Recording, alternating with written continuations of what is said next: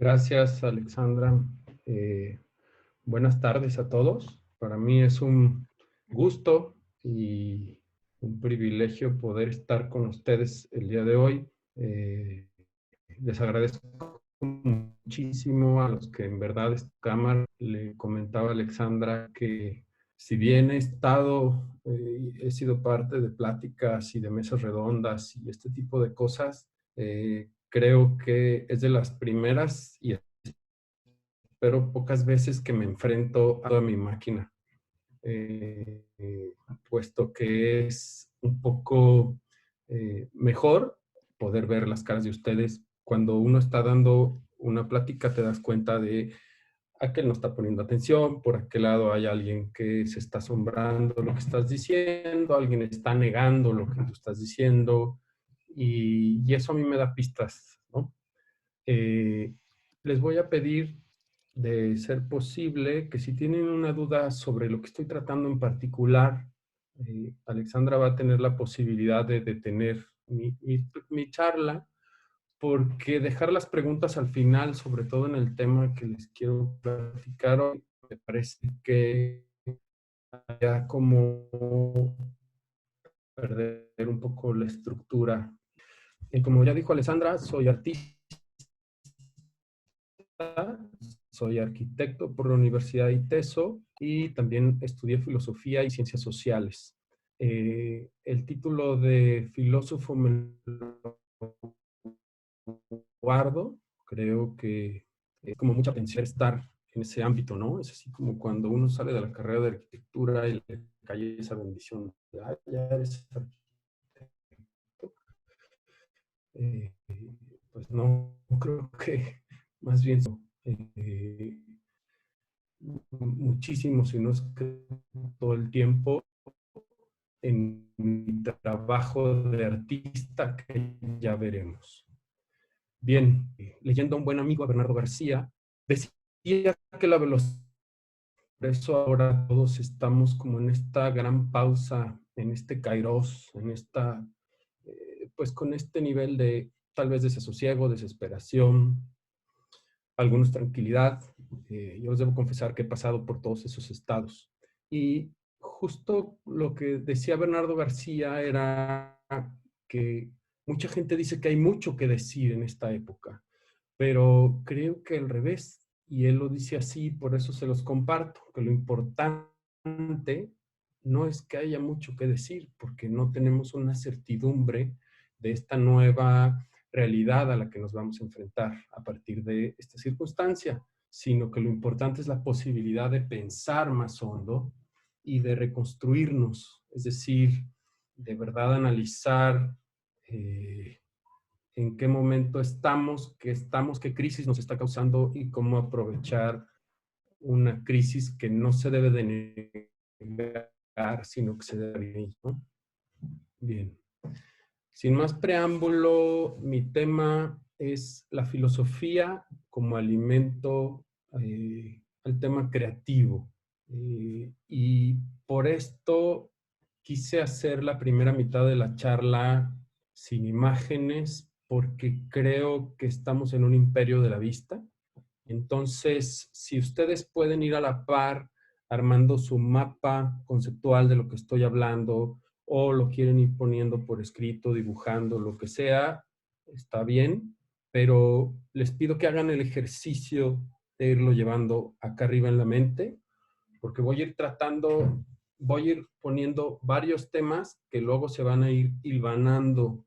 Es decir, hablar del ser humano, hablar de filosofía, hablar de pensamiento humano implica un montón de factores que yo en esta vez, por el tiempo y porque no pretendo ir más allá, solamente voy a desdoblarles al ser humano un poquito desde la historia antropológica de su haber, y a la par de irle como añadiendo pensamientos filosóficos, que es lo que nos atañe el día de hoy.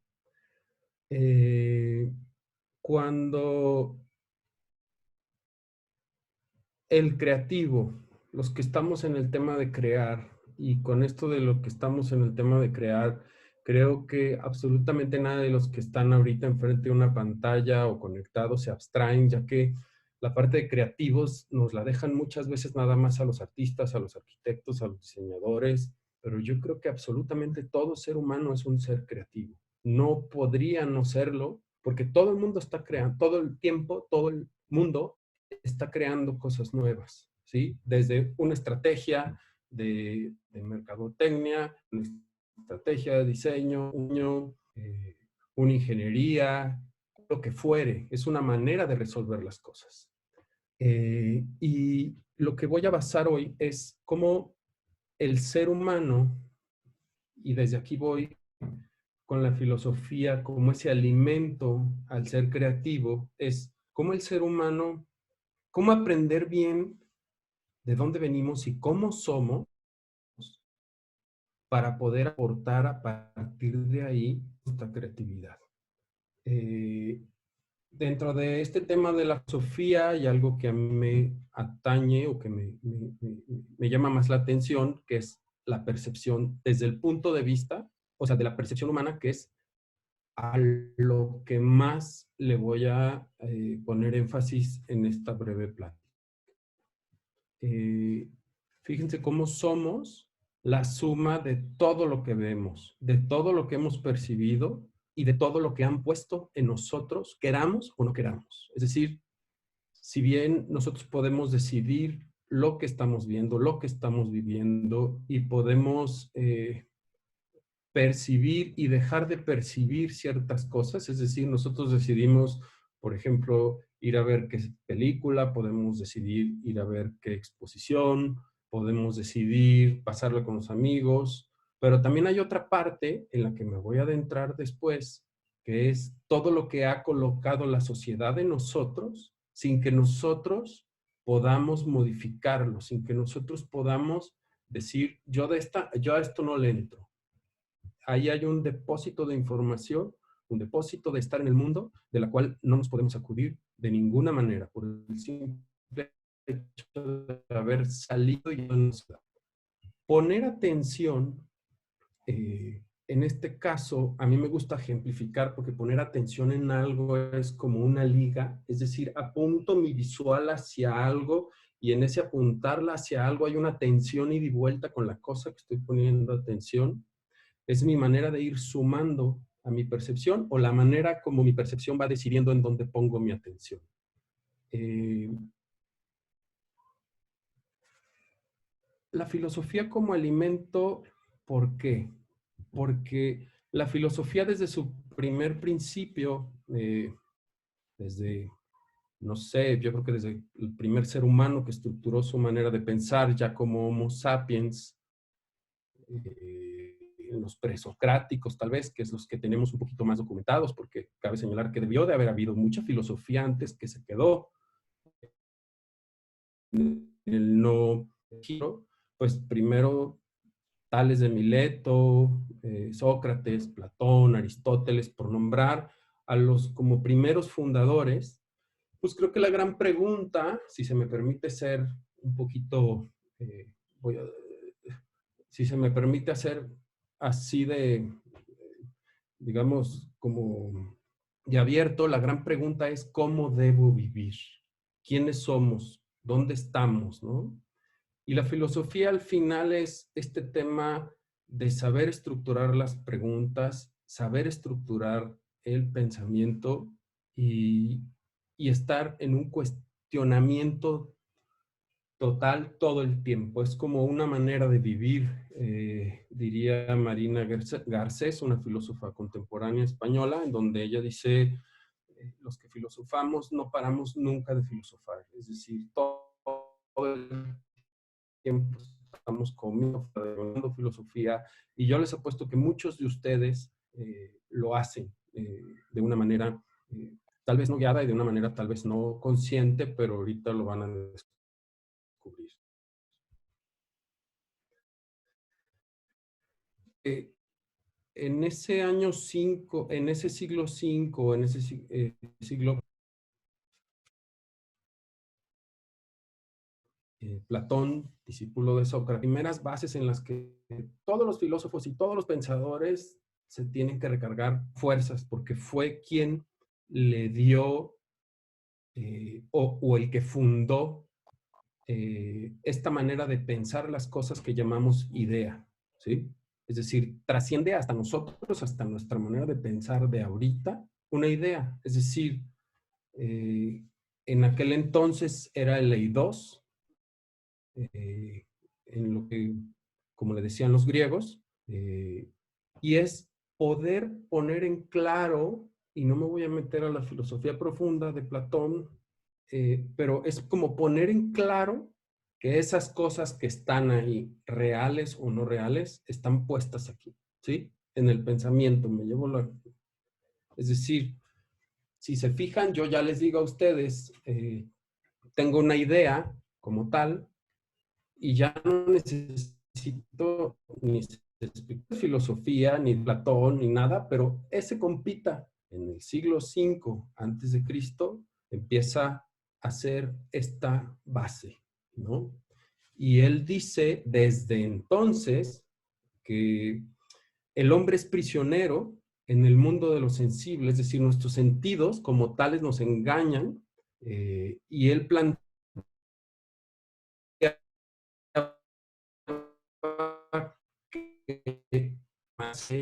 que era descubrir el mundo de las ideas, ¿sí? Es decir, el poder hablar de la libertad, el poder hablar de la belleza, el poder hablar de esas ideas, ¿no? Que son cosas que ahorita más adelante hablaremos en el sentido antropológico, pero es, pues, no sé, no sé si alguno de ustedes ha visto pasar a la libertad por ahí o a la belleza caminando por ahí, ¿no? Se puede personificar en alguien, se puede estar en un acto, pero finalmente son ideas.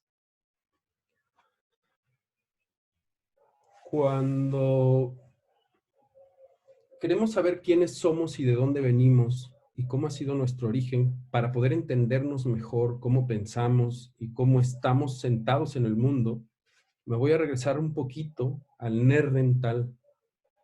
No pienso meterme en temas de años ni de cosas de historia, pero sí en un proceso rapidísimo, ¿no? Estando el Nerdental, habitando gran parte de Europa, pues por ahí de repente hubo una evolución hacia un Homo sapiens que parece ser que evolucionó a partir de esta África central, de donde terminó de erguir, ¿no? Se ha oído mucho como el ser humano viene del Señor y como para llegar a Sapiens tuvo que erguirse del cuerpo, y cómo esta magia del Homo sapiens, porque no se ha podido plantear bien exactamente dónde estuvo el clic, surge esta, eh, en estas grandes planicies africanas en donde eh, en donde la hierba era algo alta, entonces para poder mirar lejos, y oigan qué padre está el tema de la analogía, para poder mirar lejos el hombre se tuvo que terminar de erguir, es decir, enderezar el cuerpo, ¿sí? En esa necesidad de poder mirar. Eh, También en ese momento, que no está tan fechado, hay gente que los 130,000 años, 70,000 años por ahí, está el tema de que en algún momento este Homo sapiens bajó a uno de los grandes ríos africanos y por una alta ingesta de pescado de omega 3, es por lo cual se desarrolla de una sobremanera el cerebro. Entonces da pie a esta nueva raza de hombres en donde empieza a brincar de una animalidad a un ser humano como el que nosotros conocemos el día de hoy. Este ser nuevo se da cuenta que la cooperación entre el gremio es la clave de la supervivencia, de la reproducción, de la cacería y del estar protegidos. en aquel entonces, pues sí, hay simios, hay cierto tipo de uso del lenguaje entre que uno a otro le decía, cuidado, ahí viene un león, por acá está otro, por acá está lo otro, eh, por acá hay comida, por acá no. Pero el Homo sapiens se da cuenta que lo importante, y aquí me encanta esa parte, es otra cosa, es el chisme como tal, y me voy a permitir decirlo así, parafraseando a Noah Harari, eh, cómo el chisme da pie a que el interés por saber cómo son las relaciones humanas en estos primeros pequeños grupos es lo que hace que el lenguaje se empiece a modificar y empiece a dar un vuelco hacia hacerse con una riqueza muchísimo mayor. Y el lenguaje se convierte en un instrumento para poder comunicar tanto lo real, es decir, sí, el cómo se relacionan entre la gente, cómo es fulano de tal con fulana de tal, por acá nos fue muy bien de cocería, compartir anécdotas y todo, pero lo más importante de todo, lo más trascendental, es que empiezan a fundar algo que hasta el día de hoy nos atañe, que son los mitos, es decir, las creencias. A partir de que el ser humano se da cuenta de que hablar de las cosas que no existen le da un poder incalculable, es a partir de donde la sociedad empieza a explotar. O sea, en el sentido de, se empiezan a crear numerosas sociedades, primero pequeñas, luego cada vez más grandes, luego cada vez más grandes, en donde a través de ese contarse las historias, contarse los mitos, el empezar a crear estas explicaciones de por qué cae un rayo y partió un árbol, y empezar a gestionar a sus dioses y empezar a gestionar eh, todo alrededor de lo irreal, es lo que le da la fuerza después para que haya una cooperación humana a gran escala.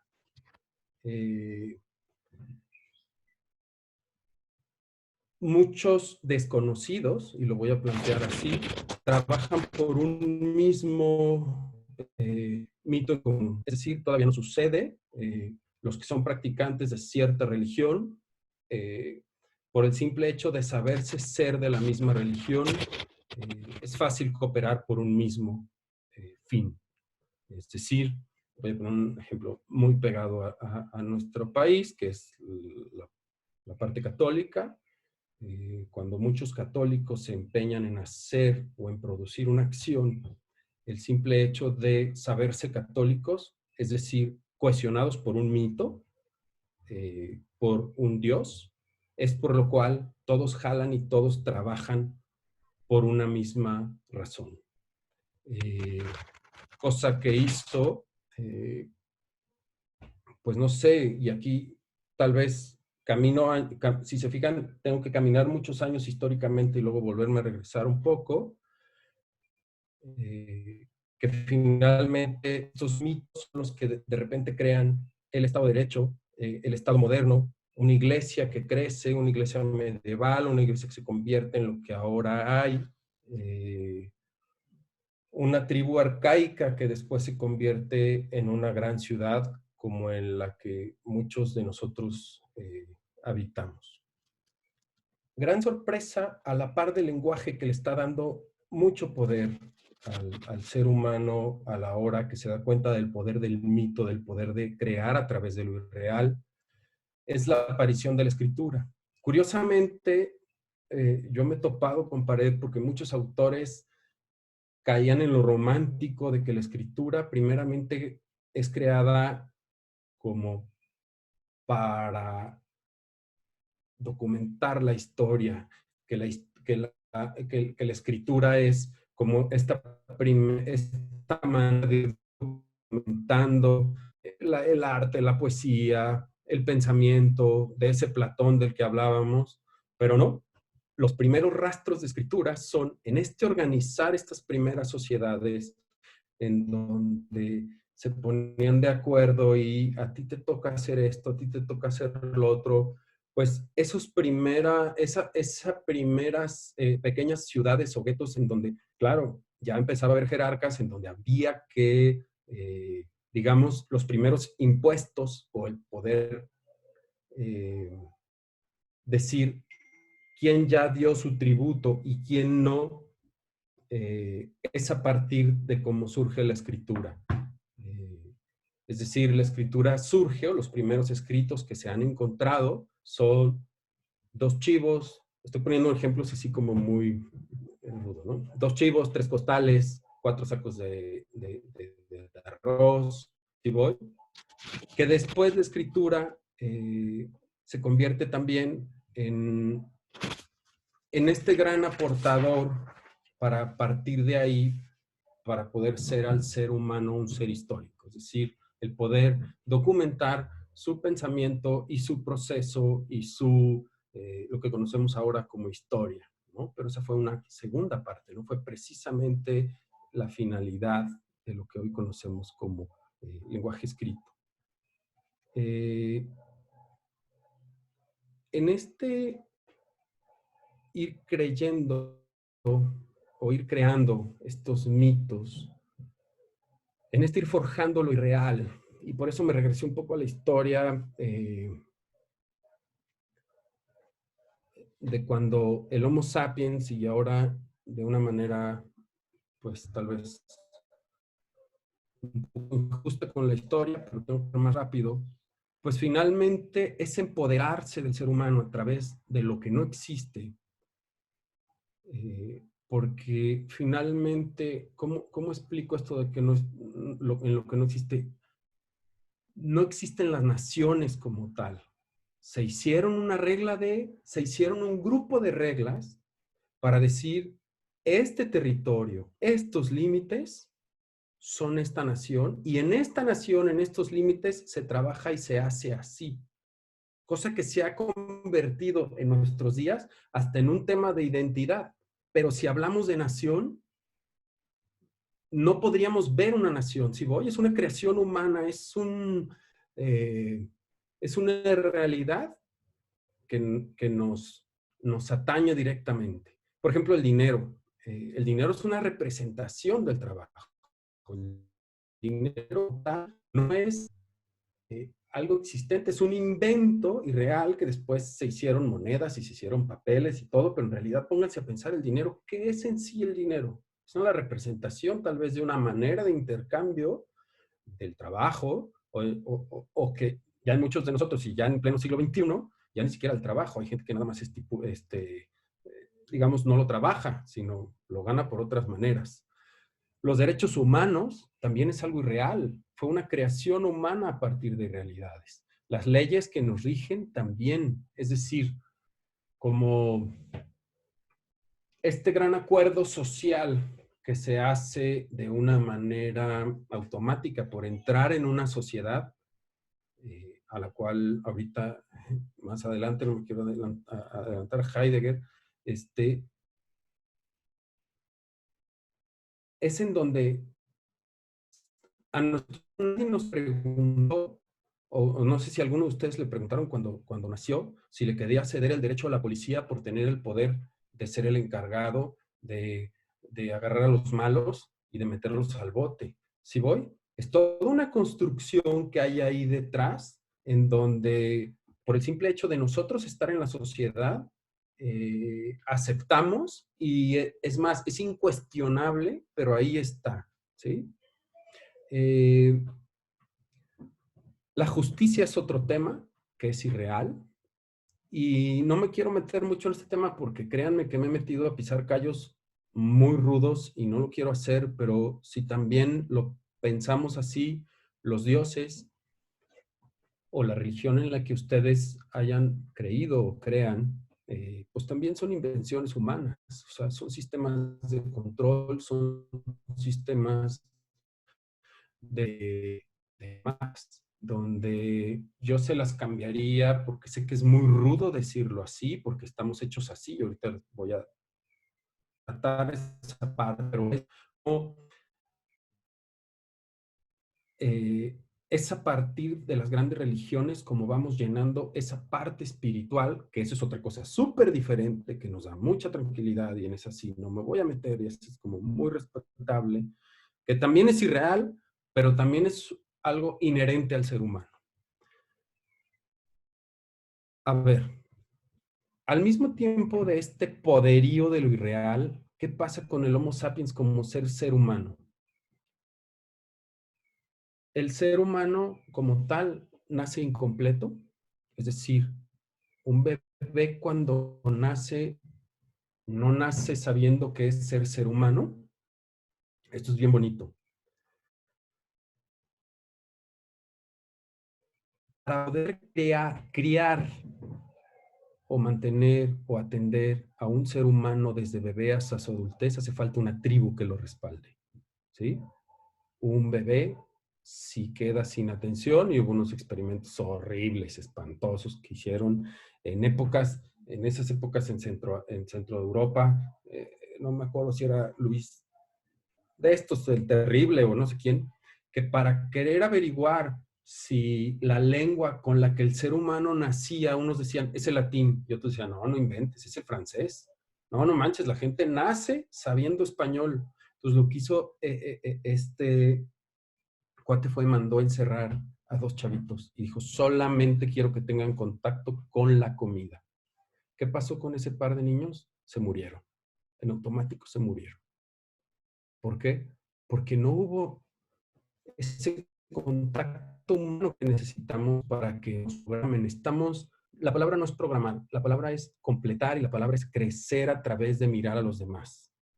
Somos un animal de realidades sin instintos, porque mucha gente habla de que el ser humano tiene instintos y a mí me encanta porque ya en muchos lugares ya está como más público, más instalado el tema de que el ser humano no tiene instintos, los instintos son de los animales.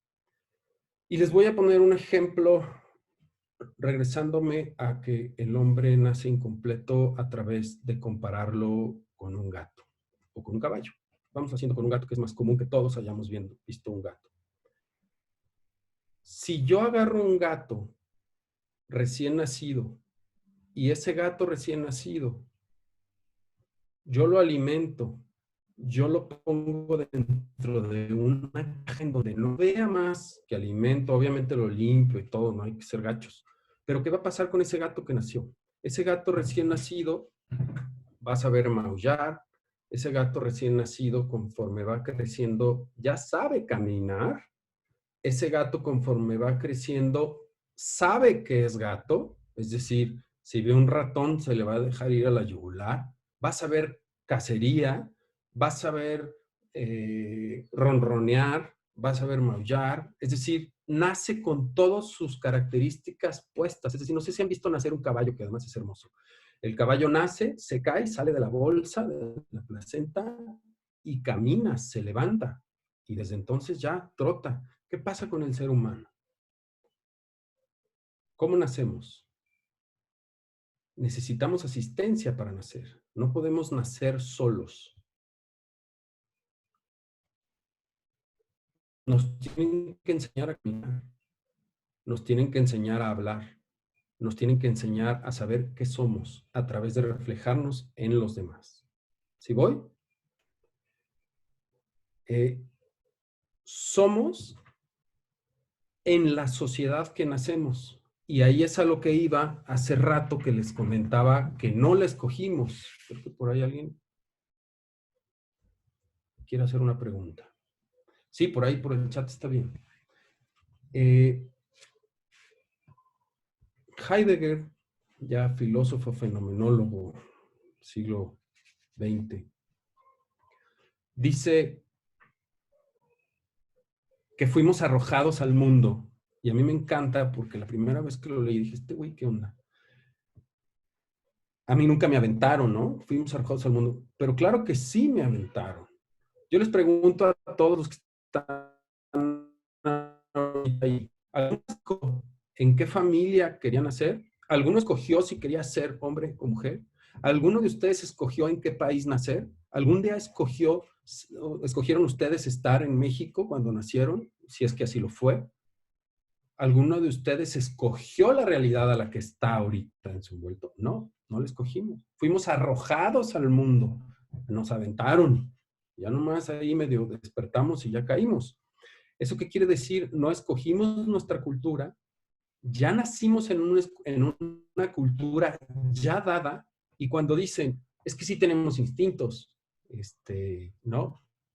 Somos una construcción de la cultura en la que nos arrojaron o en la que caímos, como lo quieran ver. Es decir, no reacciona igual un japonés que un mexicano a muchísimas cosas, ¿no? No sé si lo han visto en las Olimpiadas, y a mí me encanta esa cultura oriental, de veras que la admiro un montón, que cuando se acaba un partido de fútbol, se regresan y recorren, y la de los demás, ¿sí? Son maneras de estar en el mundo distintas. Ellos no pueden entender cómo es posible que nosotros llevemos la basura y la dejemos ahí. Para ellos eso es así como una total diferencia, ¿no? Perdón, alguien por ahí estaba haciendo una pregunta. Los humanos no tienen que enseñar prácticamente todo, pocas cosas sabemos por naturaleza. Claro, finalmente, a ver, creo que lo único que sabemos por naturaleza, y no es que lo sepamos, no está en nuestros saberes, sino está en nuestra reacción como ser viviente. Nacimos respirando, nacimos viendo, nacimos escuchando, nacimos sintiendo el mundo. Pero todo lo hemos aprendido. No sé si han visto un bebé. Si ustedes a un bebé le acercan una vela, el bebé le vale más. Perdón, a veces hablo con majaderías, pero les pido una disculpa. Al bebé le vale gorro si esta vela quema o no quema. Se quema una primera vez y entonces ya aprendió y dice, madre, es que lo vuelvo a agarrar. Y entonces mucha gente diría, claro, por instinto, si ves una llama, corres. No, de chicos, alguna experiencia tuvimos con el fuego, que sabemos que el fuego quema. Por ejemplo, pues todo lo que oímos, todo lo que escuchamos, un estruendo durísimo que escuchamos nos asusta. ¿Por qué? Porque seguramente de niños algún día escuchamos algo que seguramente es el primer ruido, nos dio un llanto porque nos desatemperó, pero no sabíamos ni siquiera qué estaba sucediendo. Ahorita dimos un trancazo y abajo de la mesa, o depende qué tan collones seamos, ¿no? A ver. ¿Puedo decir la pregunta? Sí, claro. Sí, bueno, hablas de que nosotros los seres humanos nacemos incompletos, ¿no? Niegas el instinto, pero al ser seres humanos, y bueno, hablando de Yuval Noah, que afirma, y bueno, yo soy fiel creyente de que somos animales, Somos un animal de eh, realidades, es correcto. al ser animal, bueno, guiándonos a partir de una filosofía humanista o una corriente humanista, el ser humano es diferente a los animales. Pero si te vas a ser objetivo y si aceptar el ser humano como animal, siento que pues no dejamos de tener instintos, ¿sí me entiendes? Eh, eh, pues sí, no dejamos de ser animales y bueno, siendo, digo, conforme a la corriente humanista, niega el instinto animal porque lo separa de la sí, también dándole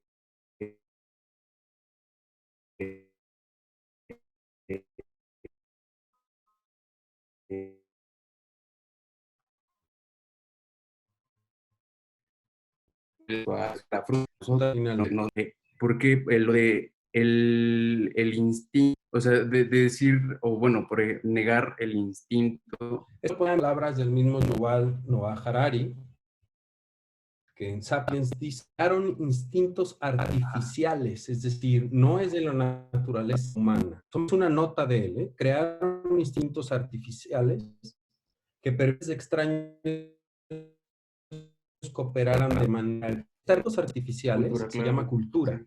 Entonces, sí hay esta reticencia y me gusta que lo preguntes por el tema que a muchos nos hace esto de no fue instintivo, es que instinto es una programación que a partir de la cultura en la que nos realizamos, en la sociedad en la que estamos, no somos unos seres totalmente incompletos, seguimos siendo animales, diría Javier Zubiri, que es un gran filósofo español del siglo XX, que dice somos un animal de realidades.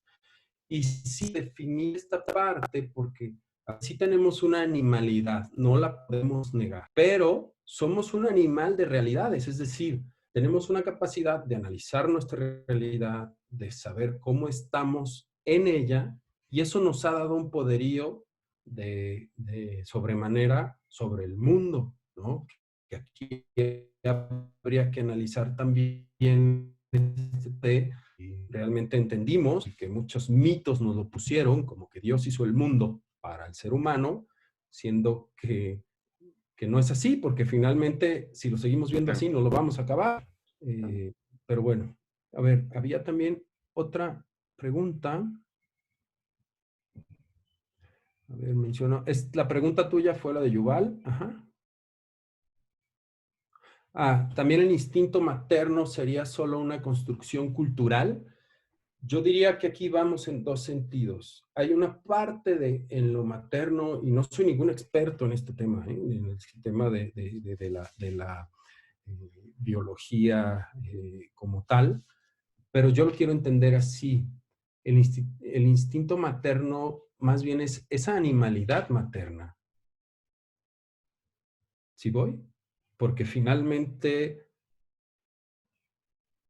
alguien enseñó a alguien a ser mamá, de cierta manera, porque de hecho ya al llamar mamá a alguien, ya es estar dentro de un tema social. A lo que voy es un animal de sociedad, es un animal de realidades. Podría haber muchas contradicciones en esto de que el instinto materno sea solo una construcción cultural. No, no lo creo. Pero yo no lo llamaría instinto. Eh, parte de provocar esta charla y parte de lo que me gusta de esto es precisamente, a mí no me gustaría dejarlos con más respuestas, sino al revés, enseñarlos de cierta manera a que vayan preparándose y construyendo mejor sus cuestionamientos. Por ahí, no recuerdo el autor que decía, me encanta, que cuando por fin dimos con la respuesta que buscábamos, nos dimos cuenta que esas preguntas ya no eran válidas, nuestras preguntas ya son otras. Y eso es lo que pasa siempre con la filosofía, que es, la filosofía siempre llega tarde, y eso a mí me encanta. Es decir, cuando ahorita, y vuelvo con lo que abrí, el texto de Bernardo García, en donde decía que mucha gente ahorita quiere salir a decir muchas cosas de lo que estamos viviendo, y cuando lo que toca es como estar en esta parte de analizar, pensar, porque todavía no podemos saber cómo vamos a pensar esto que está pasando, porque estamos todavía pasando por ello, no sé si me doy a entender. Tendríamos que dejar que pase, mirarlo a la distancia para realmente decir, ay, güey, pues claro, nos partió el queso porque fue esto y otro. Se nota un montón porque si ustedes buscan pensadores, filósofos, gente que está analizando la situación actual, la gran mayoría no dice nada en el buen sentido. O sea, dice que lo que hay que hacer es vivir, estar, seguir pensando, pero decir qué va a suceder, pues sí se puede, pero es como pues un volado, ¿no? Tratar diría San Agustín, el futuro todavía no lo es. Y según eso nosotros pues, tenemos agendas en donde decimos qué vamos a hacer mañana. Que este desmadre nos puso pausa, ¿va? Bien, sigo. Iba en el tema de Heidegger, de cómo fuimos arrojados al mundo, nos cogimos nacer, nos cogimos nuestra cultura, nuestra sociedad, nacimos en una cultura ya dada, ya construida, ya, digamos, inmodificable, ¿no? después nos tocará ser o somos parte de la sociedad en donde la podemos modificar, pero de otra manera.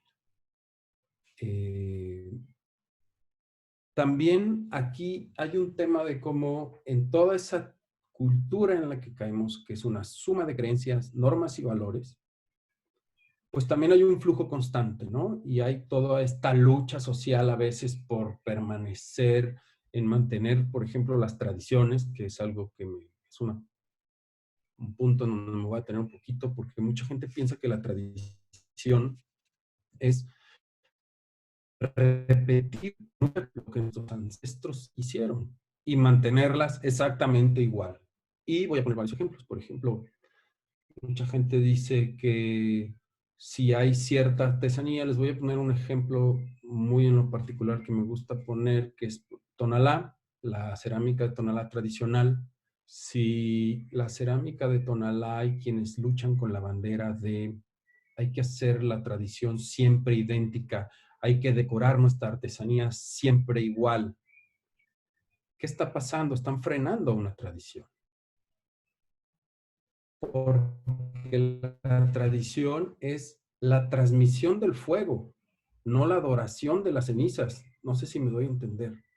Es lo que una sociedad le entrega a su siguiente generación y le dice, desarrollamos esto, así se hace y te la estoy entregando para que tú la hagas mejor y la continúes. ¿Sí voy? Y entonces, ¿qué pasa? Muchas veces, y un ejemplo muy fácil y también polémico, los jóvenes que pertenecen a esas familias que son grandes maestros del arte popular y les dicen, a ver, güey, perdón por mi francés, vas a seguir pintando siempre, siempre, siempre, es un ejemplo, ¿eh? Este candado con este tipo de letra, porque así lo pintaron tus abuelos, tus bisabuelos, tus tatarabuelos. Y entonces, ¿qué dice ese joven? No, pues no manches, ni lo entiendo. O sea, no lo hago mío. Van a decir, claro, porque lo traes en la sangre, porque... pero a ver, yo les pongo, si ustedes ven la iconografía de lo que se pinta en la cerámica tonalteca, que muchas veces, que además me encanta y me apasiona y tengo grandes amigos que lo hacen, pintan garzas y pintan iconografía de una fauna y de una manera de tradición que ya no existe, es decir, ya no hay garzas en Tonalá. La señora clásica que va, la señora abajo a pie, por cierto, y el señor en el burro, arriba, pues ya no responde a la sociedad actual. Entonces, ese joven que mira esto, pues no se identifica con este tema. Yo siempre lo he dicho de una manera muy burda, lo sé, que lo que debería de cambiar es una iconografía actual. ¿Por qué no un barro gruñido tradicional, súper bonito, con toda la tecnología que implicó llegar al que se hace ahora? ¿Y por qué no tiene que haber de repente ahí un bocho pintado? Una escena de un poste de luz, de lo que nos toca ahorita. Ya habrá manera de ponerlo bonito. Lo sé que suena bien gacho contra la otra, que son las flores, y que, pero a lo que voy es, faltaría actualizar. Toda tradición, pónganse a pensar en eso, toda, absolutamente toda tradición, algún día fue innovación. ¿Sí? No, no podría no ser, porque pues ni modo que haya estado ahí antes de los seres humanos. Entonces, sí creo que esa tradición bien entendida sería irla oxigenando, y cuando se habla de oxigenación en la tradición, pues por ahí va, ¿no? Bien, creo que el tiempo, por ahí vamos, ¿verdad, Alexandra?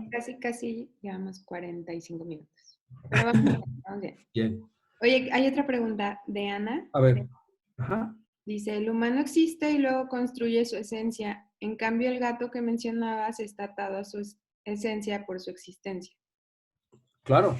Bueno, El humano construye su esencia, sí, sí es verdad que muchas veces lo puede hacer así, aunque la palabra esencia es bien peligrosa, es muy, muy, muy, muy peligrosa la palabra esencia. Más bien diría que el ser humano, por lo general, ya venimos con un carácter. ¿no? Nacemos ya, pues desde que nacen ya dicen, ay, este va a ser muy renegón, o este va a ser muy de una manera o de otra. Y conforme va creciendo y se va reflejando en el otro y se va dando cuenta de, yo, Adrián, soy hombre porque respondo fisiológicamente como mi papá, lo voy a poner así. Mi posición de niño me toca así, la parte familiar. Todo esto lo que estoy hablando es inconsciente, pero así nos lo van construyendo, nos vamos construyendo a partir de verlo.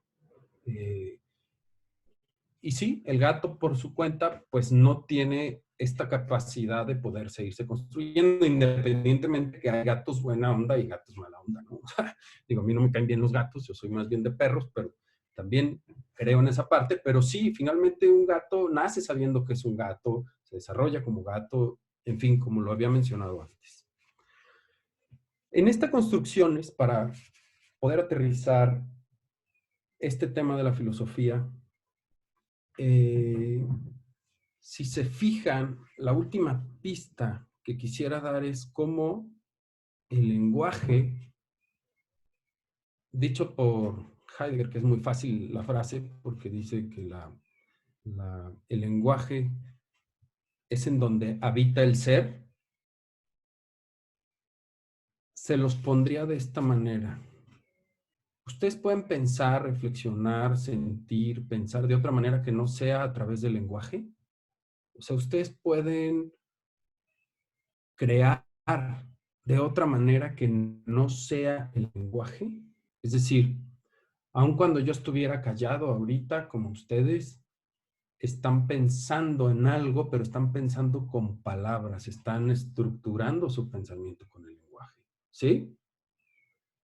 Y no hay otra manera de cambiar ese pensamiento hacia otro ser humano más que a partir de ese lenguaje, que después tiene muchas bifurcaciones, entre ellas una bifurcación que a mí me encanta y me apasiona y es en la que trabajo, es el arte, ¿no?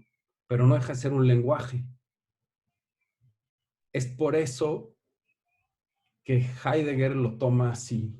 Y en todo esto que les platico, que es lo apasionante un poco de una embarradita de historia antropológica, una embarradita de filosofía, es como dentro de todo esto lo que yo busco es ponerles un ejemplo de que cuando andas buscando algo para crear, para detonar, en ese conocernos mejor como seres humanos desde nuestra historia, desde nuestra antropología, desde nuestra manera de pensar, hay un montón de material ahí puesto, ahí está, y estamos habitados en él, nada más que hay que recurrir a esos personajes que ya abrieron los puentes, que ya abrieron los caminos, a esos pensadores y poder hacer una conceptualización de una manera como más ordenada, si no es que filosóficamente hablando, pero sí como con una manera de pensar más conceptualizada, vaya, ¿sí? Y no me quiero meter, a veces hay palabras que no quisiera usar para no meterme en cosas que a veces no se entiendan, no porque no las sepan, sino porque a veces no las digo bien yo. Y quisiera cerrar con la fenomenología, que es una de las maneras de mirar actuales, que es aprender otra vez a mirar las cosas, aprender a ver el mundo en el que estamos, el volver a darnos cuenta que así como les acabo de describir y construir cómo es que ese gato ya viene construido y nosotros no, muchas veces por estar en el mundo de las ideas, que son construcciones que nos han colocado desde la sociedad en la que estamos, no nos damos cuenta que no sabemos mirar bien el mundo. ¿Sí voy? Si nos dicen que algo es cuadrado, decimos, es cuadrado. ¿Por qué? Porque bajo estas circunstancias esto es cuadrado y esto no. Y si voy, un ejercicio muy sencillo. Ustedes lo están viendo como algo circular, ¿cierto? Y si yo les digo, ¿qué forma están viendo aquí? ustedes me van a contestar, pues tiene una forma circular. Pero si yo les pregunto, ¿qué están viendo? Ya muchos por ahí vi que, ¿qué pasa? ¿Cómo veo yo? Y voy a poner el ejemplo visto en la pantalla porque yo estoy viendo otra realidad distinta y es en donde de lo que se encarga la fenomenología, de volver, es apasionante, de volver a ver las cosas realmente como son. Aquí estoy viendo yo que bueno, un círculo se supone que todos los puntos son equidistantes de un centro, ¿no? Bien. Eso es lo que nos metieron en la cabeza. Pero ¿qué están viendo ustedes aquí? Bueno, además de que lo que realmente están viendo ustedes es una pantalla que echa colores, ni siquiera están viendo a Adrián Guerrero, no están viendo nada, están viendo una pantalla con un montón de colores que estás pidiendo que a la gente les dijo que eso es una pantalla. Pero bueno, imagínense que siguiente. Ustedes están viendo que de este punto a este punto hay una distancia mucho menor que la que hay de este punto a este punto. Nada más que por el hecho de pensar que es circular, ya piensan que todo es equidistante. ¿Sí voy? De eso va, de una manera, estoy siendo súper rápido por el tema del tiempo y por el tema de que esto podría dar para una tesis doctoral y da para todo eso, de cómo no sabemos mirar, no sabemos percibir realmente a partir de lo que los sentidos nos entregan y no de lo que la mente muchas veces creemos que nos entrega. ¿Sí voy? ¿Cómo ustedes que si ven un balón puesto en la calle, un balón de fútbol, cómo me aseguran que está la otra mitad del balón del otro lado? Imagínense que pudiéramos, imagínense, que pudiéramos cortar un balón a la mitad y lo pongamos en la calle así, pum, la mitad del balón. Yo les apuesto que nos haríamos millonarios si le apostáramos a la gente, a ver, dime qué hay detrás de ese balón. Entonces, pues el otro medio balón, ¿no? ¿Pero por qué? Porque nosotros no lo estamos percibiendo. La respuesta tal vez un poco fenoménicamente sería, pues yo lo que veo de aquí es media esfera. No veo el balón. Y lo divertido sería caminar del otro lado y ver que en realidad pues hay medio balón así, ¿no? O medio balón cortado así, o medio balón con un balón ponchado del otro lado. Es decir, ya no es como Platón decía que los sentidos nos engañan, porque si nos engañan, lo tomamos desde el punto de vista de las ideas, sino ahora de lo que va es de mirar realmente lo que estamos mirando. ¿Sí? Que, Adrián, perdón que te interrumpa, pero Sí. si lo llevamos al mundo del arte fue un poco lo que pasó con el impresionismo, ¿no?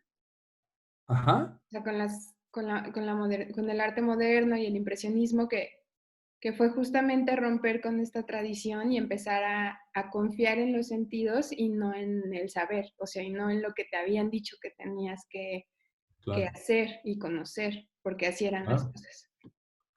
Y fíjate, Alessandra, como un chorro de años antes, mucho antes, no sé si conocen, ahorita lo buscamos, esta figurilla que es de la época entre el Neandertal y Homo sapiens, cuando el Homo sapiens empieza a hacer arte, porque también se divide por eso que acabas de decir, por hacer arte.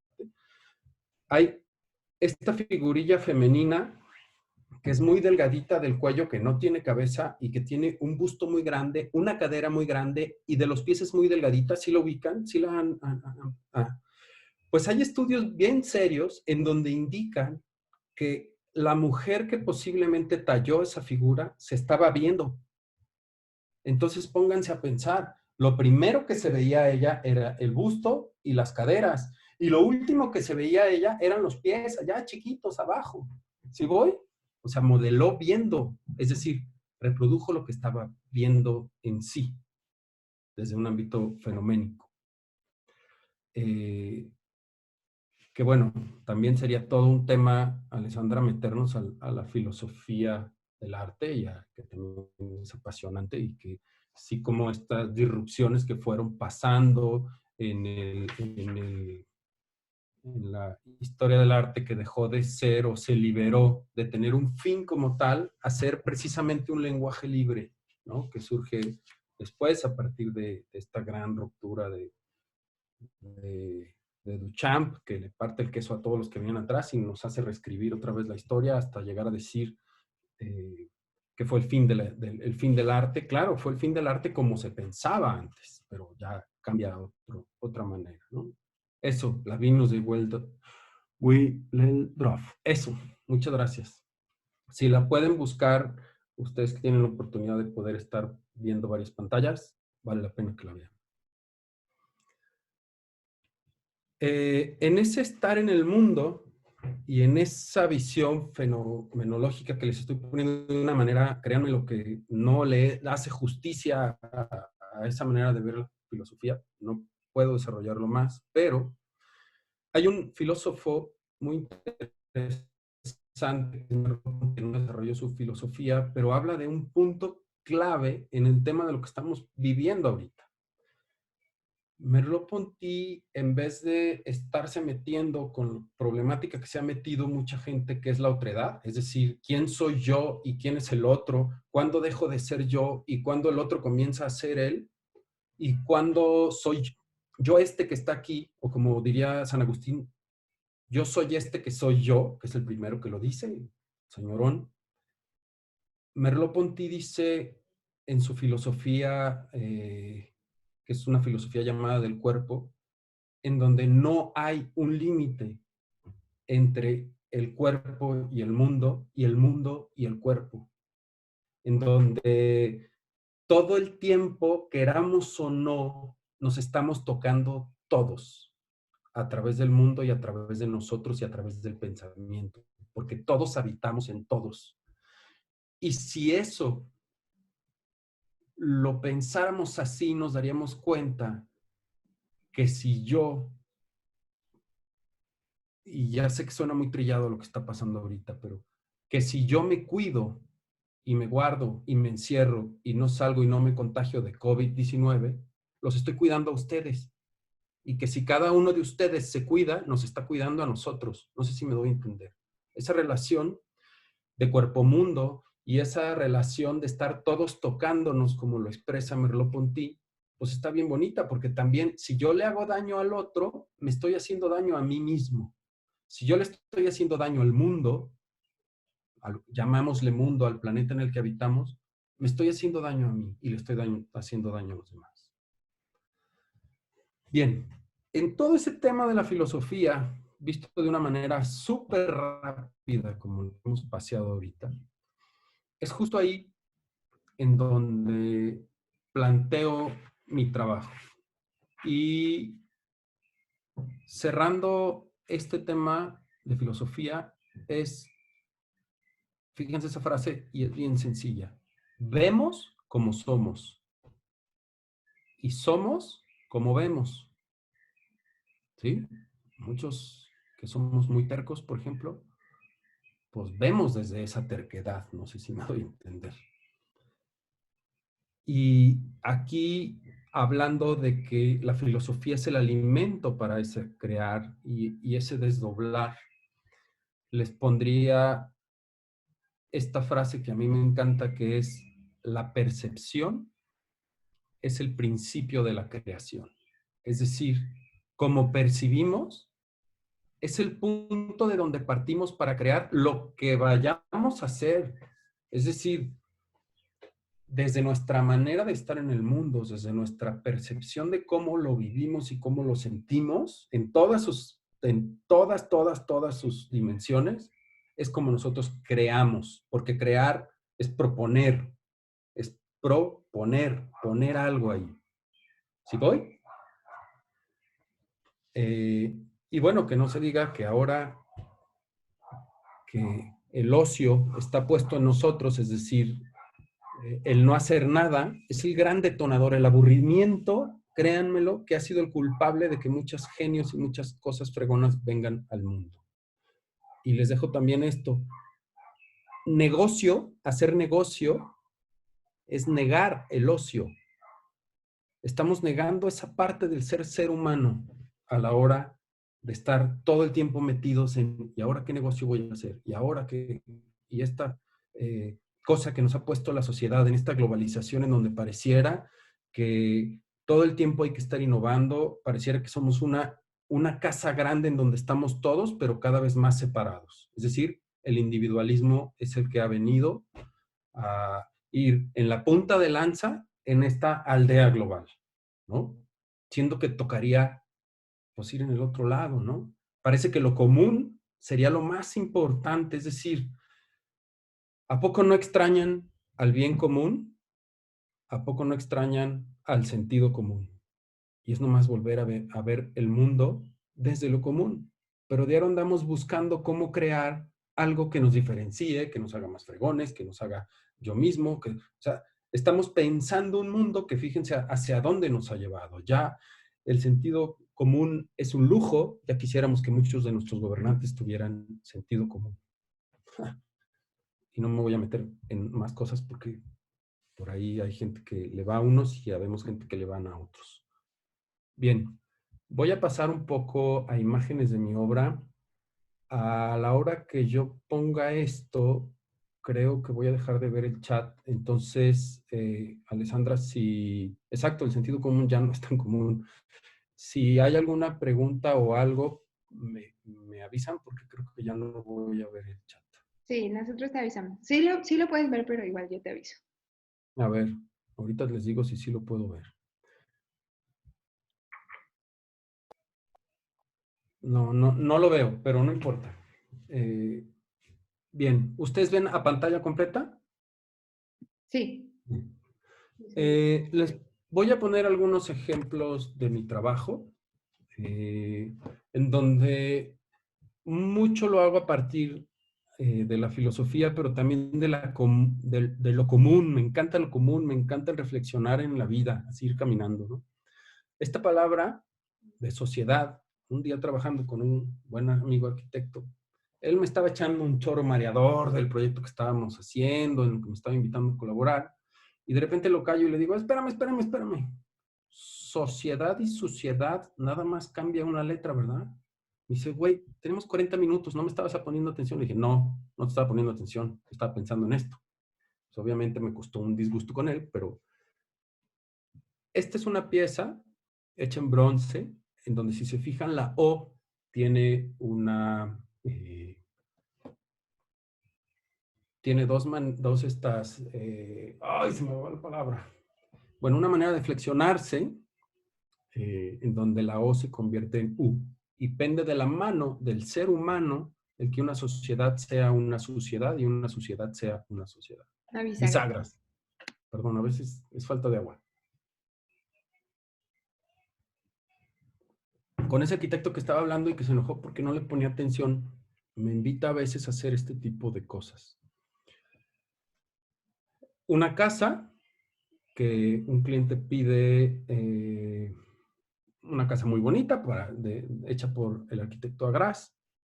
Entonces, se sienta conmigo el dueño de la casa y me dice, oye, quiero que me hagas una intervención en mi casa. Dije, está toda madre, ¿qué quieres que hagamos? Me dice, pues no lo sé, pero el hecho más importante que he tenido en mi vida, así me dijo, el hecho más importante que he tenido en mi vida ha sido el que fui a las Olimpiadas. He sido de los mexicanos y de los pocos tapatíos que ha ido a las Olimpiadas.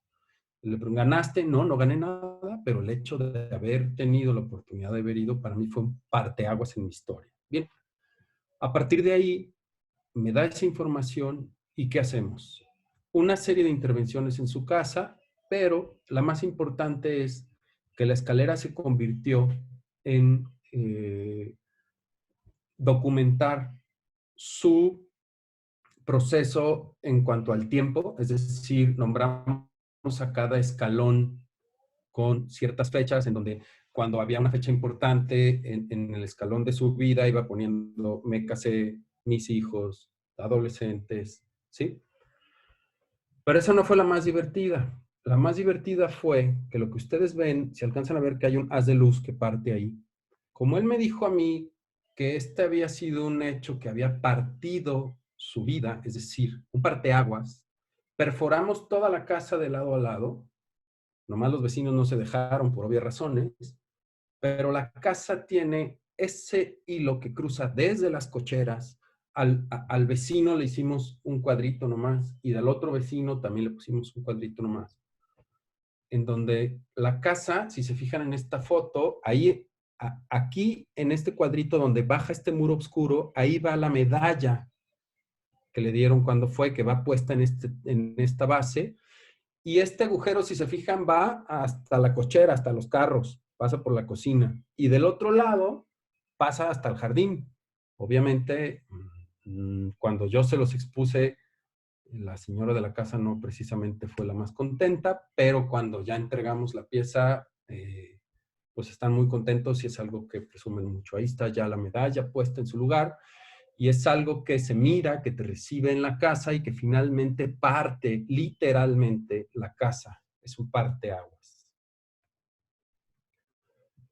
Esta es otra intervención. Esta es en la laguna de Cuescomatitlán, muy cercana a Guadalajara, en donde se me pidió que hiciera una intervención muy lúdica para los niños del lugar, una parte escultórica para los niños. Cuando se me ocurrió la idea, pues pensé en las esferas inmediatamente, como refiriéndome a lo anterior, ¿verdad? Lo primero que te depositan como niño, como es una pelota. Obviamente me hubiera encantado que estas pelotas rodaran, pero podrían apachurrar, matar un escuincle. Son pelotas de 1 metro de altura, están hechas en cantera, que además es cantera del lugar. ¿Y qué sucede? Pues sí se convirtieron en unos personajes para mi orgullo personal y sobre todo porque yo hay algo que tengo que decir. Cuando uno hace una pieza de este tipo, uno deja de ser el autor de la pieza ahí sigue y la pieza solita empieza a ser y a sufrir una serie de cosas en donde pues uno la creó, pero ya se quedó ahí, no sé si me voy a entender. O sea, yo ya no soy responsable de todo lo fregón que está pasando ahí. Es decir, al día de hoy, por lo menos la última vez que fui, están súper respetadas, es el lugar en donde se toman las fotos, los niños juegan a las escondidas ahí, se convirtió en algo que a mí me gusta, que es algo que no es la esferotototota o el gigantismo, sino dentro de algo muy común, poder crear algo que aportara en lo social y a partir también en lo estético, ¿no? Bien. Esta es una intervención, no sé si alguna ha venido a Guadalajara, es el Teatro Torres Bodet. Es la fachada, esto que ven ahorita en concreto, la parte de arriba, era un acristalado de espejo, bastante desagradable. Que cuando nos invitan, la hice junto con Francisco Morales, otro colega tapatío, otro gran artista tapatío. Y entonces, ¿qué nos encargan? Queremos que hagas una fachada del museo de teatro, el Teatro Torres Bodet tiene como mucha historia en el tema de que siempre ha habido mucho teatro, mucho teatro. Es como la sede. Y entonces cuando nos pusimos a pensar qué es lo que debería de tener como fachada, qué es lo principal de una puesta en escena, además de la plástica, obviamente, de una obra, la trama, es decir, ¿de qué va? El entramado, ¿cuál es lo que le da? Entonces, ¿qué hicimos? Justo un entramado. Es como de una manera plástica poder hacer como textil, como entramado, esta trama de repeticiones para hacer la nueva fachada. De esto no nos escapamos y a mí me encanta porque estuvo basado primeramente en un textil, por lo de la trama, y ahora coloquialmente le dicen el chiquihuite al teatro, ¿no? Lo cual a mí me encanta porque finalmente es lo que yo digo, uno lo hace y ya la gente se apropia de las cosas, las bautiza y las hace. A Paco Morales, mi querido amigo y colega, no le hace mucha gracia que le digan el chiquihuite, pero a mí la verdad se me hace bien padre que la gente lo tome. Bien. Esta es otra pieza que haciendo junto con un arquitecto me tocó bautizar la casa. Se llama Casa del Viento porque está muy pegada a la primavera. Le puse Casa del Viento porque todos los días que íbamos a obra a visitar la casa, estaba soplando el viento de una u otra manera, mañana, tarde y noche. Estuvimos ahí conviviendo mucho con el dueño, con la familia. Y entonces el dueño me dice, ya bautizaste mi casa, entonces ahora haz algo que represente ese nombre de la Casa del Viento. Entonces lo que me puse a pensar en los elementos que había a los lados, y lo que había era pues un montón de estas plantas que salen en los lotes baldíos, que son estas pequeñas varitas que de niños muchas veces jalamos y soplamos. Entonces lo que hice fue esta espiga de viento, ¿no? Que funciona así. Es una pieza que todo el tiempo está denunciando el viento, ¿no? Es una pieza en acero inoxidable que tiene valeros y que tiene cierta flexión.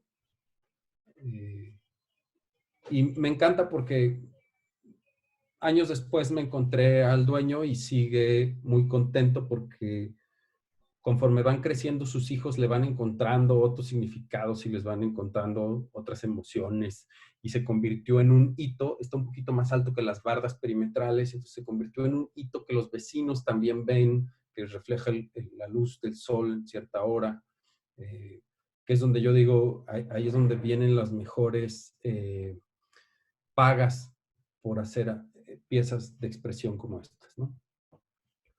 Esta es una serie que hice basada en el doblez, porque creo que en la coyuntura, en el doblez de las ideas, en el dar vuelta en la esquina, ahí es donde está el chiste, ¿no? Eso es lo que le quita lo plano a la vida.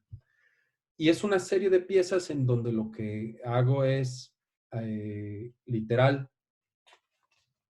a partir de una tira de papel, formo la plástica hasta que me convence y desarrollo una u otra pieza y luego ya la llevo a gran escala, ¿no? Esta, más o menos para que se den una idea, ha de medir como, en el sentido más largo, debe de medir como 2 metros y poquito más. Esta es otra de esta serie, que si se fijan, esta es anterior, esta la hice primero que la anterior que acaban de ver. El reto era poder hacer una pieza de expresión con el tema del doblez, nada más con 2 dobleces. Y es a partir de ahí el desarrollo de esta pieza, que se ve muy sencilla, pero créanme lo que fueron horas vuelo para después también poderlo repensar en el material, en el reflejarse en el material y en poderlo hacer en acero inoxidable para que quedara lo más delgadito sin que se curveara, porque en esta parte neurótica que tengo, dejar que ese material se colgara o se doblara poquito no me iba a dejar dormir. Esta es una pieza hecha en cerámica. Esta la coloqué hace relativamente poco. Es una abstracción de un encuentro, un zipper, ¿sí? Dos formas iguales que se encuentran y van en un solo sentido. Este me encantó porque cuando la puse, el dueño de la casa me dijo, claro, mira nomás, es el camino que he seguido yo y el camino que ha seguido mi esposa, y ahora nos juntamos y vamos por el mismo camino. Dije, mira, a mí no me embarres, ya lo que toca ahí seguido y para arriba ya es de ustedes. Porque ya iba con significados y que le pusiera algo más arriba. Dije, no, hombre, ¿para qué? Esta es una pieza hecha en cerámica en donde la luz, el fenómeno de la luz como tal, es la que se encarga de hacer toda esa ricura de colores que ven ahí. Si se fijan, la suma de una sombra más otra sombra hacen otra más oscura. Y entonces termina siendo una pieza a partir de no nomás la forma en sí, sino la luz es la que hace esa composición geométrica.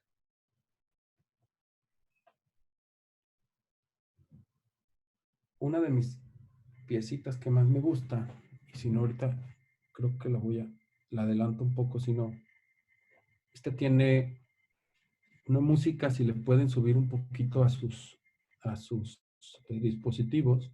Tiene una música de fondo que me hizo favor de hacer Diego Bacter, el de Porter, y que finalmente es la descomposición, o más bien el convertirse del ser humano a hacerse paisaje, y de hacerse paisaje a ser humano, en este tema de poder construir lo que vemos a partir de nosotros. O sea, finalmente el paisaje ya está ahí, pero es paisaje, sí está siendo paisaje siempre, pero nosotros lo vemos, nosotros somos los que lo construimos. Esto es arcilla dentro de agua.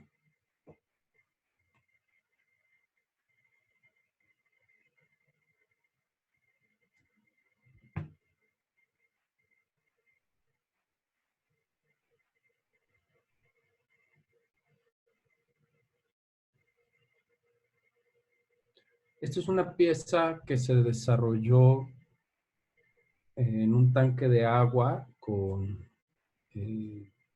varias cámaras de fotografía, y sobre todo que duramos 3 meses en poderla producir, y que al final también tardó un buen rato en postproducción. Por ejemplo, ese momento en el que se colapsa, había que hacer en el video que fuera de una manera más lenta, porque sucede en cuestiones de instantes, ¿no? Entonces, pues fue bien interesante poderlo desarrollar, y al final queda en una pieza que además me fascina, y aprovecho como esta reflexión de cómo el arte no sirve para nada, y me encanta vivir de hacer cosas que no sirven para nada.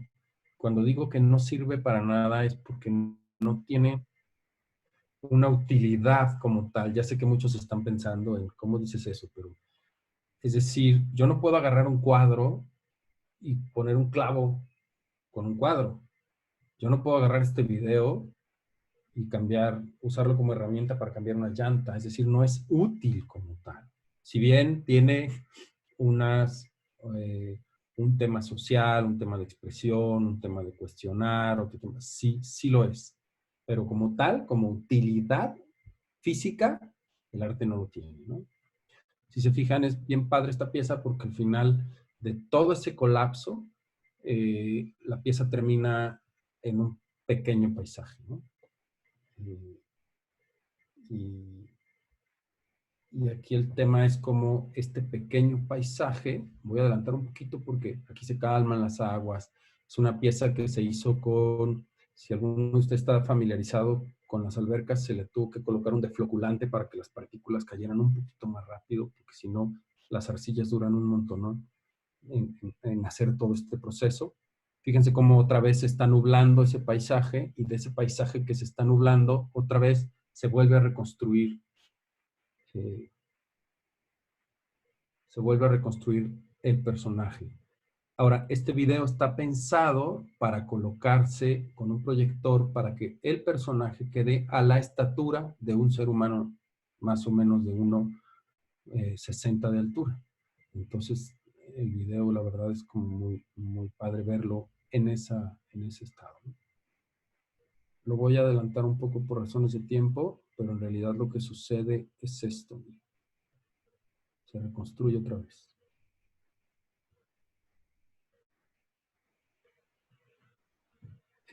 Esta pieza se llama Endless, o sea, al final pues no tiene final como tal, ¿no? Bien.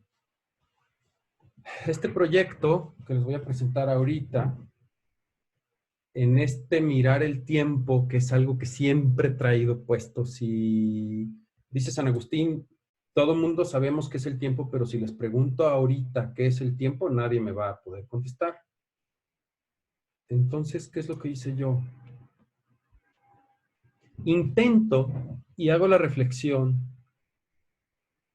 de poder depositar el tiempo en los dibujos. Es decir, me pongo a dibujar al mismo tiempo que prendo un cronómetro, y entonces el título de la obra, de las piezas, de los dibujos, son los minutos dibujados que le dediqué de mi vida a ponerlos y a plasmarlos ahí. de una manera sin buscar una forma, sin buscar, digamos que una estética como tal, pero sí estar concentrado en esta especie de mantra ahí por horas y horas. Y he desperdiciado, así lo digo yo, me gusta decirlo, porque la neta estoy bien contento con el proyecto, horas de mi vida haciendo esto.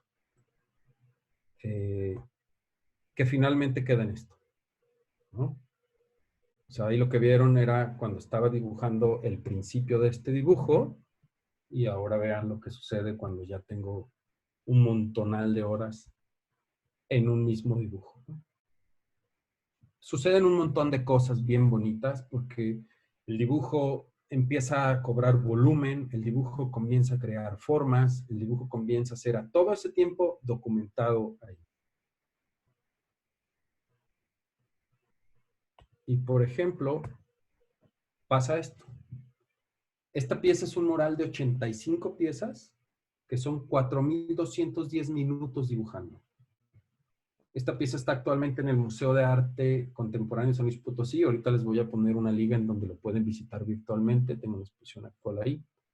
Y en donde pueden ver ustedes estos dibujos. Si se fijan, no hay una preocupación como tal por la forma, pero sí hay una preocupación en mí, o por lo menos una inquietud en mí, basada en poder colocar el tiempo ahí. Y cómo el tiempo, a partir de ahí, en mi reflexión personal, pues va tomando unas formas, ¿no? A la par de esto, estoy metido en un proyecto muy del tema de lo que les comentaba de Merleau-Ponty, de que estamos inmersos todos en todos. Este proyecto comienza con la postura de que dos cuerpos desde el ámbito de la geometría no pueden ocupar el mismo espacio, pero en el pensamiento muchas cosas sí pueden ocupar el mismo espacio.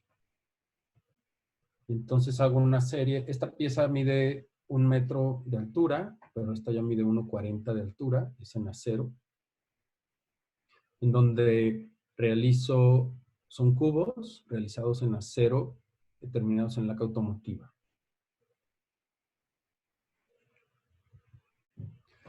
Y aquí hay una parte bien padre que es lo que no puedo hacer o lo que la realidad no me permite por la gravedad, es decir, esculturas inacibles, es decir, si se clavan, la pieza de la izquierda sale de como si estuviera encajada ahí adentro a la derecha, ¿no? Si yo lo hubiera querido hacer escultura, para empezar, la pieza de la izquierda no se sostiene, porque solamente tiene un filo que se caería para allá. Y en la pieza de la derecha, el triángulo que está arriba a la izquierda, tendría que firmar un contrato con la gravedad para poderlo sostener ahí, ¿no? Entonces, mucho de lo que pinto es todo lo que no me permite la naturaleza per se hacer.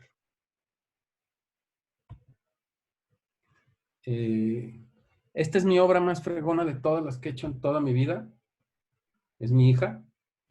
Y está dentro de una pieza que está ahorita también en San Luis Potosí, que es, si estoy hablando de este cubo que está inmerso en el otro, contenido en el otro, hizo una intervención espacial, está hecha con tabla roca y pintura, en donde lo que te permite es, que además es ópticamente es muy interesante porque se ve que estás en un vacío, precisamente habitar ese cubo, ¿no? El estar dentro de.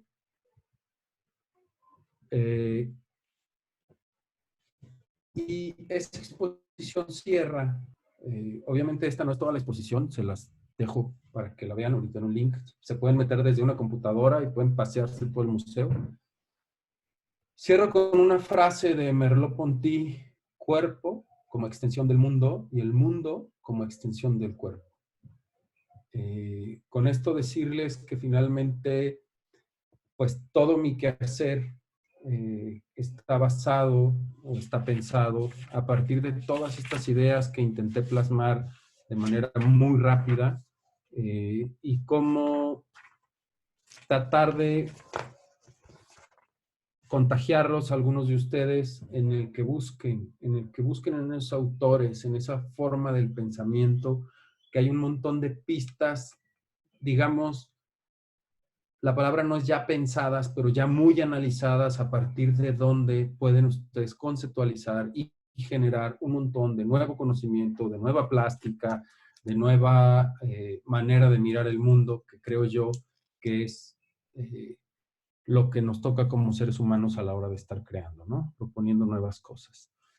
Cierro con este personaje que se llama Contemplario, el cual es el único personaje antropomorfo, como lo vieron en el video, pero que además lo hago en tercera dimensión en muchas partes, que es un personaje que está contemplando y considero que soy yo en todo el momento. O sea, me encanta estar contemplando los textos, me encanta estar contemplando el mundo, me encanta estar... Pero mi manera de representarlo fue así, como un cuerpo, todo él, sin ojos, sin boca, sin oídos, sin definición, pero sí como con todo el cuerpo en entrega hacia donde está observando. No sé si tengan algunas preguntas, inquietudes.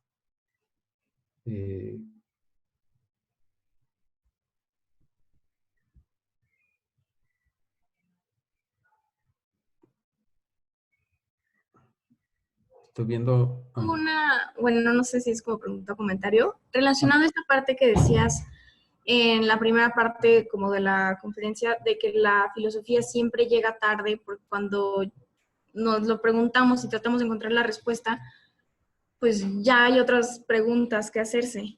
Relacionado al arte, o sea, cómo realmente el arte, cómo se define en el momento en el que tú estás ahí y lo tienes enfrente. A ver, otra vez, Sara, porque si preguntas por la definición de arte, es idéntico que en la filosofía. Si ustedes buscan la definición de arte en algún lugar, no la van a encontrar, y si la encuentran, ya no es válida porque ya pasó el tiempo. Es decir, la definición de arte también es algo que diario llega tarde, porque cuando llega, el arte ya caminó.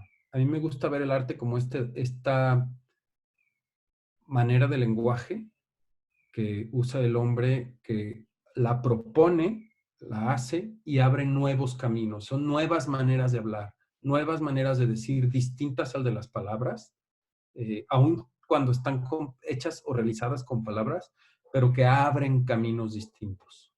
¿Sí? ¿Y por qué abren caminos distintos? Porque finalmente, si bien yo estoy tratando de lanzar un mensaje y tú vieras esa misma pieza sin que yo estuviera y sin que yo te la explicara, seguramente a ti te está abriendo un portal de significados de acuerdo a tu manera de estar en el mundo. ¿Sí me doy a entender?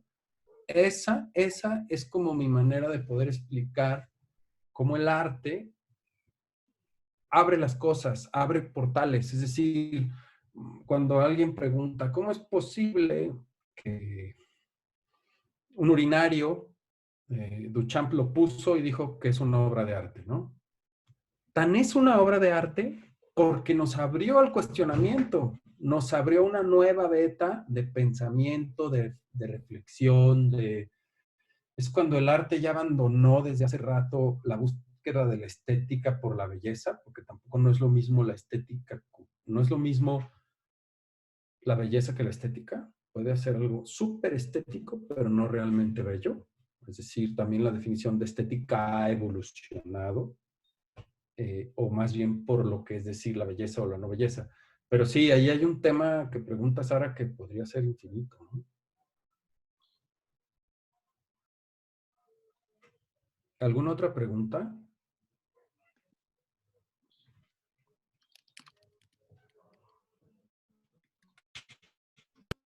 Y algo más sobre todo sobre la fenomenología en la arquitectura. Uy, jole, hay muchísimo. Pero a ver, siendo como muy concretos,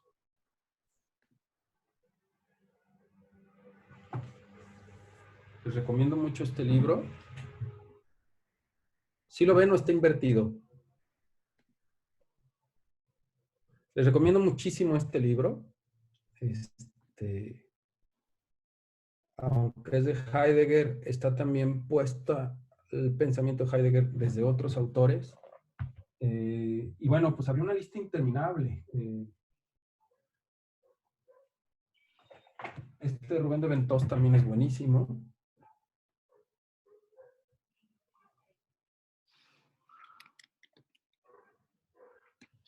Y al final, yo les diría, no le tengan miedo a buscar autores que hablen sobre fenomenología. Y si bien sí se necesita un montón, ¿dónde está? Para agarrar este libro y leerlo de primer sopetón, porque los va a aventar, no vale la pena, a menos de que quieran entrar y dedicarle un rato tototote. Yo duré, pues no sé, en medio libro como año y medio, 2 años, y no lo terminé de entender del total, sino que más bien yo les aconsejaría que busquen autores que revistan o que revisan a estos grandes autores que abrieron el mundo del pensamiento, la fenomenología, con nuevas maneras de pensar. Ahora, alguien que les puede ayudar muchísimo, sobre todo en la arquitectura, es Marina Garcés. Busquen a Marina Garcés. Hay un libro que se llama Filosofía Inacabada, que es Marina es muy noble, usa un lenguaje muy amable, y eso se le agradece un montón. Y yo les aconsejo también, por ejemplo, a Marina Garcés la puedes buscar o la pueden buscar a partir de YouTube, de meterse a videos de pláticas que ella da, y hay cosas bien interesantes. ¿Qué más? Pues es que más bien les dejaría que pudiera ser que buscaran Sloterdijk, a María Zambrano, hijo, es mucha la responsabilidad de poder recomendar todo lo que tendría que recomendar, sobre todo en el tema de fenomenología de la arquitectura, porque además me apasiona el tema, ¿no? También hay algo de poesía de Hugo Mujica. Hugo Mujica se los recomiendo un montón también. Él es un monje trapense que escribe de una manera muy fenomenológica poesía sobre arquitectura, también sobre todo de la casa. Hay un libro de él que tiene que ver nada más con el tema de la casa. Aquí está. Se llama La casa y otros ensayos, de Hugo Mujica.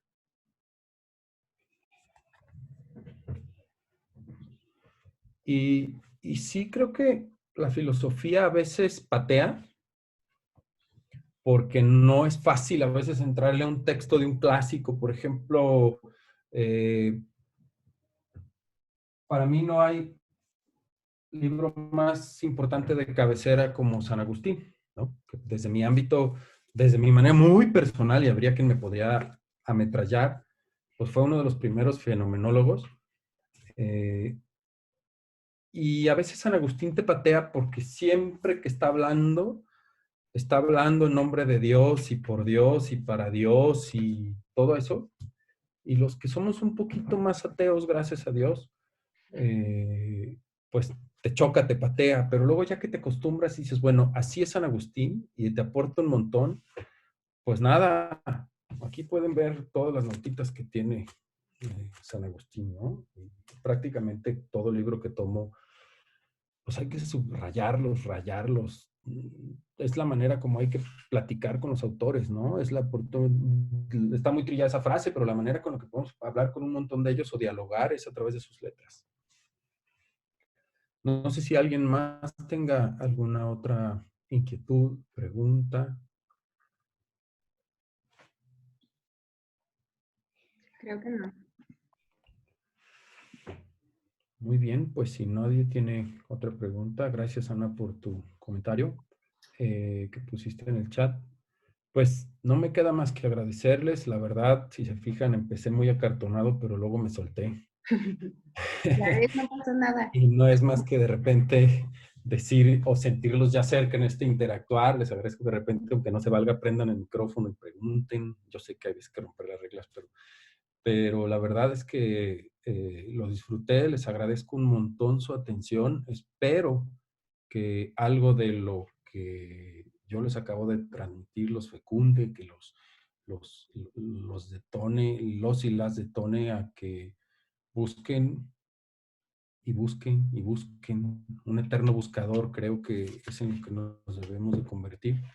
Y sí les dejaría, independientemente del ámbito en el que se desarrollen profesionalmente, el tema de que a veces, o de mí se acuerdan, sino la tendencia va a ser hacer las cosas más comunes y a poder hacer cosas diferentes dentro de lo común.